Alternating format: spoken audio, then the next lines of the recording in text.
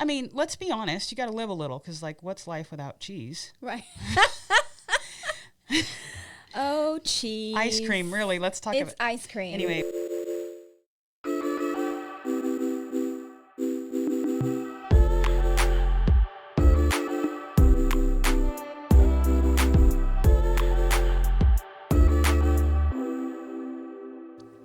Hello, ladies. Welcome back to the Woman Podcast. Hello. Nicheyta here, and I have one of my best friends. Yay. Can you tell everyone who you are? My name is Tracy Robbins. You guys know Tracy. So, you know Tracy as the worship leader, one of our worship leaders at New Life. But she also wears many other hats, which we are going to talk about later. But Tracy. Yes. So, you're on the worship team. True. And I'm sure people have asked the question. What's the question that people often ask you? The question is, have you ever thought about singing professionally? That's the question. And your response? Never. No. The response is I've actually tried a lot of times to pursue that. Okay, path. so which ones, like, what competitions have you tried? So I lived, is that right? yeah, singing Okay. competition. Yeah. I lived in Los Angeles for about 8 years. And when I lived there, there was this little TV show that popped up called American Idol. Ooh, oh, oh. So I've done American Idol twice. After I moved to Arkansas, I actually drove to Nashville and tried out for The Voice. Okay. And didn't make that one either. So those are the different. Okay. That's my brush with reality TV. And is this a thing that you are still pursuing, or like what are you now as far as? No, not really. Okay. No, I'm trying to, the hesitation is I'm trying to think of what I would do if that opportunity presented itself. Okay. I mean, if there's ever an opportunity to record stuff, I love it. I love doing studio work. I don't mind like going and singing for people, but the Lord has just changed my heart when it comes to where I sing live. It's like, okay, that's cool, but I'd rather lead worship. Yeah. So, okay. Well, there you have it. If you guys have ever wondered if Tracy's tried. Okay, so you are a worship leader, but let's just tell some of the people what are some other things that you currently do. Okay, so I am self-employed as a licensed massage therapist. I have been. She's the best. For 11 years. I am a CrossFit coach, level 2 trainer. Have been for 10 years. Well, not level 2, but I've been doing CrossFit for 11 years, coaching for 10, and have various certificates and whatnot. Mm-hmm. And then I manage the CrossFit gym that I work at. So a lot of hats. Mm-hmm. Okay, so I bet you're wondering what we're going to talk about today. Well, it's not how to be an amazing singer like Tracy, because that would take lots and lots and lots of years. But I've never tried to teach singing over a podcast. That could be a future episode. We'll think about it. We'll cycle back around to that one. But you heard that she was a CrossFit coach. And so basically we wanted to have her on the podcast today just to talk about what does it look like to honor God with our bodies? What do we feel like God says about health and fitness? And so just to start out, can you just tell us a little bit about what your kind of fitness, healthy lifestyle has looked like over the years? So I have always been somewhat active. I would say junior high, I started getting into like sports. High school, I did a couple different sports. Let it be known I was not very good. Actually, no. In high school, I did track and field, and I held the school record for shot put. Now, I'm sure that's been completely obliterated at this point, but that's amazing. I beat my coach. It was pretty great. Anyway, okay. I digress. Anyway, so I did sports in high school, some in junior high, and then like intramural stuff in college. I was active enough, but really wasn't like dedicated to it. And then after college, different places I lived had like those free gyms you go to, and I would go in there, I would walk in the room and be like, I know how to use all of this equipment, but I don't know what to do. And so I'd end up on the treadmill, and it was like, this is terrible. I hate it. So I was active enough, but I don't think I was healthy. Shortly after I moved to Arkansas, after I got licensed as a massage therapist, I was introduced to some CrossFit coaches, owners, and they asked if I wanted to work with them. And I ended up setting up my massage room there, and they said, oh, by the way, if you're going to work here, you have to work out here. And I was like, oh. That wasn't in the fine print. This was not in the brochure, people. Anyway, I didn't sign up for this. Anyway, I was like, okay. And I started, and it was terrifying at first, to be honest, but I got into it, really started enjoying it. It was a lot of fun. And a couple years in, I realized, this, like, I'm enjoying this, and I would see changes in my body simply because I was moving more and more consistently. But then after a few years, I was like, there's a big, huge piece missing. And it was my nutrition. And so I had the habit of working out pretty much ingrained in me, but then I had to switch the nutrition side. And once I switched that, then it was like a totally different ball game. I think the thing that was kind of the nudge, it wasn't a nudge, it was a huge kick. I was seeing members of my family and my extended family and what their health looked like. And I said, if I keep doing what I'm doing, I am staring at what my future is going to look like. And so I knew that if I didn't make a change, it was laid out in front of me what was. Yeah, that totally makes sense. Yeah. Kind of eye-opening. Oh, yeah. Yeah, to see. Okay, so that was your journey. 2 questions. What do you think God thinks about health and like lifestyle, healthy lifestyle, kind of fitness? And then kind of piggybacking onto that, what are some things that we can do in order to kind of honor our bodies or honor God with our healthy lifestyle kind of thing? Yeah. So in thinking about this, there's so much scripture that talks about how the Lord will bless people with long life. And if we're going to have a long life, we need to be healthy. And so I think that the Lord wants us to be healthy. He wants us to be, he designed us in a certain way for our bodies to work in a certain way. And if there's different pieces that are out of place, it may not, our bodies are super resilient. Don't get me wrong. Like it's really incredible what our bodies can do. But if things are not working to their full capacity, then stuff's going to start to kind of fall apart at some point. Yep.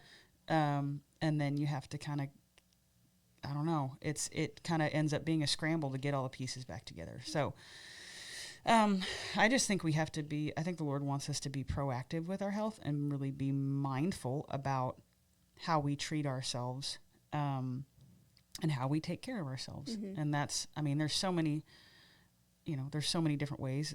The scripture talks about we want to honor the Lord with our bodies, like it's a temple for the Holy Spirit. And that refers to so many different things. But what we're talking about today, like we have to be careful of what we put in our bodies, and then the fact that we need to keep moving. And the analogy I like to think of is like, okay, Nicheyta, how many cars do you think you will own in your lifetime? In my entire lifetime? Yeah. Just take a guess. Or how many have you owned to this point? To this point, I have owned 3. Okay. And do you do or have regular maintenance done on your car? Absolutely. Yes. Okay, great. I was hoping you'd say that. Oh, yeah. And do you know the type of gas you need to put in your car? Yes. And the type of oil you need to put in your car? Okay, great. I do. And you do that, I'm assuming? Yes. Okay, good. Because my car would explode if I did not do it. Great. Okay, so you've owned 3 cars to this point, Mm-hmm. and you have a lot of life left to live, so there'll probably be more, Mm-hmm. and you take care of it. You're mindful of what you put in it. We switch the perspective a little bit, and we're like, okay, how many bodies do I have? Oh, that's good. How many bodies will I be given? Wow. And we have We just have one. one, right? And so That's good. we have to be mindful about what we put in it, Yeah. and how we take care of it and how we maintain it, right? Mm-hmm. And just be really intentional about the things we do, because that will, I mean, if I have whatever gasoline my car takes, whatever oil my car takes, if I choose to like get a lesser quality, that's going to affect the car or the life of my car. Mm-hmm. It's going to impact it. It's going to shorten the life of my car, right? So, I mean, all the more so with our bodies. If I choose to put poor quality stuff in my body, I'm going to affect longevity, right? Yeah. So, That's a really great analogy. Thank you for sharing that. no problem. I mean, let's be honest. You got to live a little, because like, what's life without cheese? Right. Oh, cheese. Ice cream, really. Let's talk about ice cream. Anyway, whatever it is, like, yeah, there's within the world I'm in, we talk like the 80-20 rule. Like 80% of the time you want to try to eat well. 20%, live life. Don't like lock yourself away in some fun-free closet and just eat. No fun for you. No fun. Only rice cakes. Oh, man. Okay, so what would you say to a person who's like, Tracy, I hear what you're saying. Like, I don't feel like I have the motivation to do this. I don't feel like I have the discipline to do this. What would you say to someone who kind of maybe has that mindset and is feeling like, I'm not like you. Like, maybe I haven't been active the majority of my life, or maybe I don't have access to like the most nutritious foods. So I'm lacking motivation. So I guess I would say, like, what would you say to that person? And just along with that, like, what would be some practical tips? Okay. So I guess for me, and maybe I can talk about where my mindset shifted, and that might answer this question. Okay. So for me, when I started CrossFit, when I started the training methodology that I used, it was like, well, they told me I had to. So here we are. Yeah. And then it switched to, ooh, this is fun. I want to compete. And then it switched to, wait a second, like, this is more than just having fun and working out. It's quality of life. So the motivation for me was, what is my life going to look like in 40, 50 years, 60 years? So maybe think long-term goals. Not even goals, but like just what you want your life to look like in a while. Think about the people you love. Think about those who are around you, and how you taking care of yourself today can kind of help you get there. So maybe look at that as motivation. And then the second question you asked was practical tips. You said something else too, and I'm forgetting what it was. Okay. I mean, it'll be good. Practical tips on how to do it. So, I think a lot of times what may intimidate people or may unmotivate people, unmotivate? I don't know the word. Which may cause people to lack motivation. There you go. Oh, nailed it. Gosh. Yeah, roundabout. I think people look at everything it takes to be healthy, whatever, lose weight, whatever the goal is, and they try to take it all in at once, basically setting yourself up for failure. If you're like, I need to change all these things today. So don't do that. Don't do that. I would say figure out what it is. If there's something that is like a weakness, me, I love ice cream. So if I'm like, okay, I just love ice cream, I got to have it 3 times a day, which that's not true. It's not true. Okay, but if that, here's a really typical one, soda, right? So people love their soda. If they have 3 Dr. Peppers in a day, okay, let's take a look at it and be like, maybe we bump it down to 1. Like instead of 3 a day, let's do 1 a day for 2 weeks. Yeah. And then maybe we do 4 in a week instead of 7 in a week. Yeah. And I'm not talking go from like the 16 ounce to like the 72 ounce. That's my one. Right. But like basically taper it back. Otherwise, you're going to set yourself up to fail. And you're just going to be really frustrated. And then you're going to be like, oh, I just need a Dr. Pepper. And then you're going to go clean out the convenience store and just, Right. So if it's whatever it is, if there's something that you struggle with, if it's soda or if it's sweets or if it's bread or if it's whatever, take whatever that thing is, one thing at a time, and like taper it off. And then once you're like, okay, that's down to a minimum or it's gone, then maybe we look at something else. It's really easy to want to just dive in head first and change everything, but it can be super overwhelming. Mm-hmm. So if it's food that we're changing, change one thing at a time, taper it off. If it's movement that you're changing, add in one thing at a time. Like if you are just not moving at all, go for like a 20-minute walk, maybe 3 times a week, right? Mm-hmm. And then maybe we add in, maybe it's 30 minutes, maybe you do 5 times a week, whatever it may be. And then you change stuff from there. Like figure out ways to be active eventually. And I don't know, I was thinking about this earlier, like what is the statistic? 21 days to build a habit or something like that. Mm-hmm. I think if I have like this number in my head of like, I have 21 days to do this, it almost is more pressure. So it is. I don't even want to think like, okay, after 3 weeks, this is all going to be fixed. Right. And then, but if you can create a new routine, if it's 20 minutes, whatever it may be, and even if it's like using that time just to listen to worship, to pray, to whatever, if you go for a walk, then like take that time to talk to the Lord, and like that. It probably is gonna not feel as long. Yeah.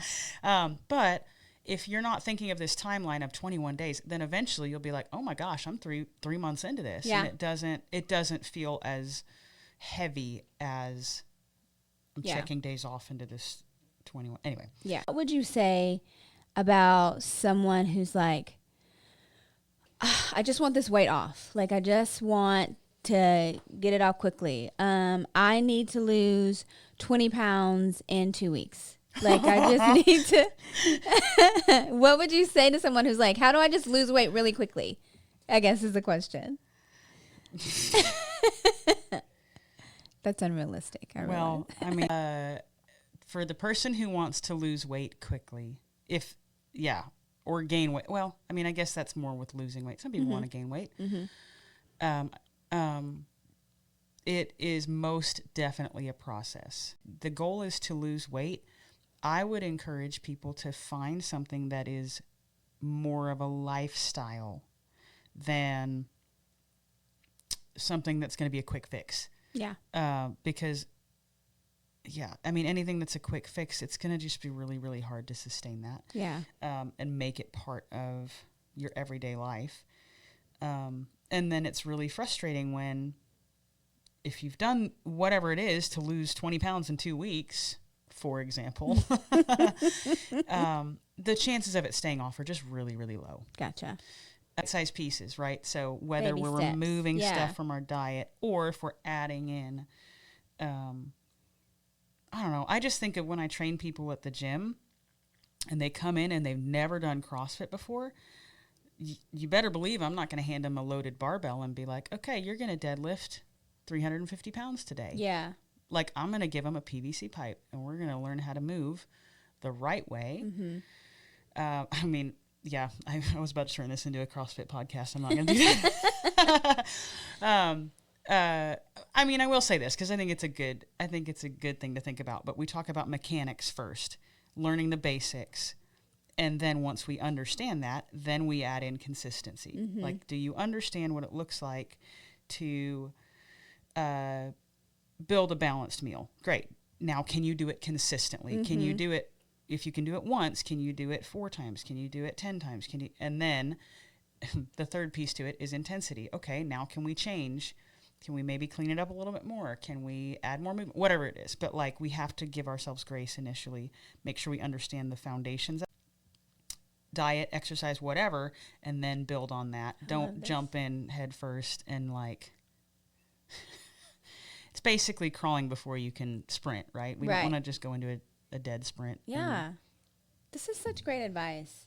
I really love what you said just a minute ago about kind of pairing those things with other things. Like if you go for a walk, listen to worship music, or like pray and talk to the Lord, and then it doesn't feel like a goal that you have in your life, but it is just a part of my life at that point. So I think that's really cool. So yes, Tracy, thank you so much for You're being welcome. here. Thanks for having me. And we hope you guys will tune in to our next episode. Bye. Bye.